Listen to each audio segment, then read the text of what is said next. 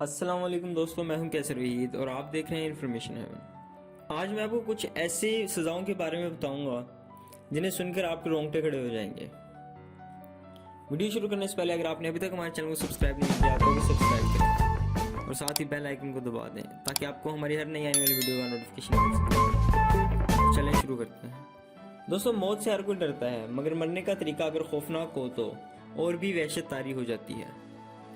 रूह एक झटके में जिस्म से निकल जाए तो तकलीफ कम होती है, लेकिन अगर किसी इंसान की जान तड़प तड़प कर निकले तो सहने वाले के साथ देखने वालों पर भी लर्जा तारी हो जाता है। दोस्तों, मरना हर किसी को है, लेकिन कोई भी तड़प तड़प कर मरने के बजाय एक झटके में मर जाने को तरजीह देगा। लेकिन इस वीडियो में मैं आपको मौत की सज़ा के ऐसे वहशतनाक तरीके बताऊंगा कि जिनको सुनकर आपके रोंगटे खड़े हो जाएंगे।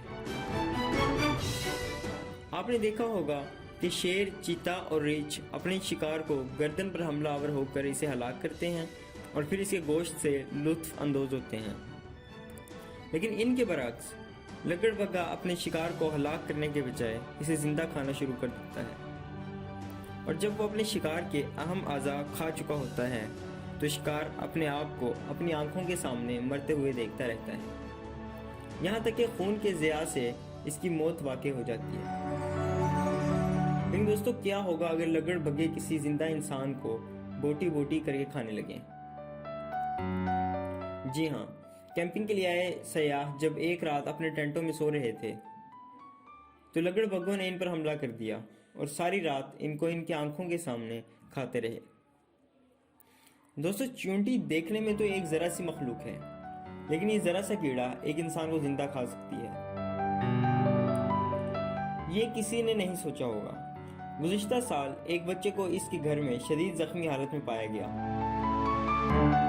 और जब पुलिस पहुंची तो हजारों चूंटियां बच्चे के जिस्म को नोच रही थी और इसके जिस्म का एक बड़ा हिस्सा चूंटियों की खुराक बन चुका था।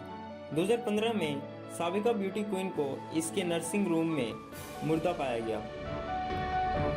इसका जिस्म दीमक जैसे हजारों छोटे कीड़ों से भरा हुआ था। डॉक्टर के मुताबिक किसी को इसके बाजू तक को छूने की इजाज़त नहीं थी, क्योंकि हाथ लगते ही इसका बाजू रेजा रेजा होकर गिर जाता। डॉक्टर ने पोस्टमार्टम से बताया कि ये कीड़े इसके जिंदा जिस्म को महीनों से खा रहे हैं और इसने खुद को लम्हा लम्हा मरते देखा है। Skinned alive. दोस्तों, मौत देने का ये तरीका सबसे ज़्यादा तकलीफदेह है। इस तरीके में जिंदा इंसान की खाल को इसके जिस्म से अलग कर दिया जाता है और इस अमल को मुकम्मल होने में कई दिन या महीने लग जाते हैं। ये तरीका पुराने वक्तों में चीन, अमेरिका और 5 से 15वीं सदी के यूरोप में मुजरिमों को सज़ा देने के लिए इस्तेमाल होता था। इस सज़ा का मकसद मुजरिम की तकलीफदेह मौत देना है। सुनने में ये मौत जिस कदर आसान लग रही है, अमली तौर पर इतनी खौफनाक है कि मरने वाला इस अमल से गुजरने के बजाय उसी वक्त मर जाने की तरजीह देगा। मुजरिम की खाल उतारने से पहले इसे धूप में बांधकर या उबलते पानी में डालकर इसके जिस्म को नरम किया जाता है, या फिर इसके हाथों और बाजों को बांध दिया जाता है और सज़ा का आगाज इसके जिस्म पर चाकुओं से कट लगाने से शुरू किया जाता है। इसके जिस्म पर तब तक कट लगाए जाते हैं जब तक इसका पूरा जिस्म इन निशानात से भर नहीं जाता।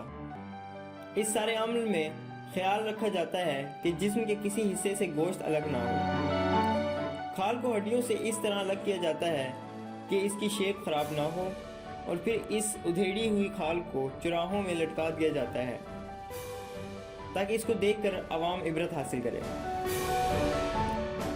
डिहाइड्रेशन।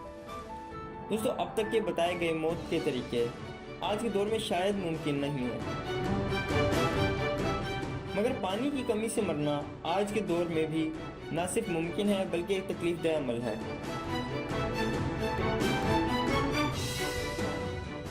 अगर आप किसी सहरा में भटक जाएं और आपके पास मौजूद पानी ख़त्म हो जाए तो मुमकिन है कि प्यास की शिद्दत और जिस्म में पानी की कमी की वजह से 3 दिन में आपका इंतकाल हो जाए। हमारे जिस्म का 60% हिस्सा पानी पर मुश्तमिल है। और इस 60% हिस्से में 2% कमी वाक़या होने पर जिस्म वो तमाम फंक्शन बंद कर देता है जिससे पानी कम होने के मज़ीद इम्कानात होते हैं। आपको पसीना नॉर्मल हद से कम आने लगेगा और इससे जिस्म का दर्जा हरारत बढ़ता रहेगा। रगों में खून गहरा हो जाएगा, जिस्म से निकलने वाला दूसरा मादा गहरा हो जाएगा और बदबूदार हो जाएगा। जिस्म में खून बहाव कम हो जाएगा और खाल सिकुड़ने लगेगी। आप पर गशी तारी होने लगेगी, जिस्म का दर्जा हरारत खतरनाक हद तक बढ़ जाएगा। जिस्म की ज़रूरी अज़ा को जिंदा रखने के लिए गैर ज़रूरी अज़ा को खून की फराहमी मुअत्तल हो जाएगी और ये अज़ा मरने लगेंगे और ख़तरनाक मादा आपके अंदर जमा होने लगेगा। आपका जिस्म कचरे का ढेर बन जाएगा। पानी और नमक की कमी से पट्ठे शदीद दर्द करने लगेंगे।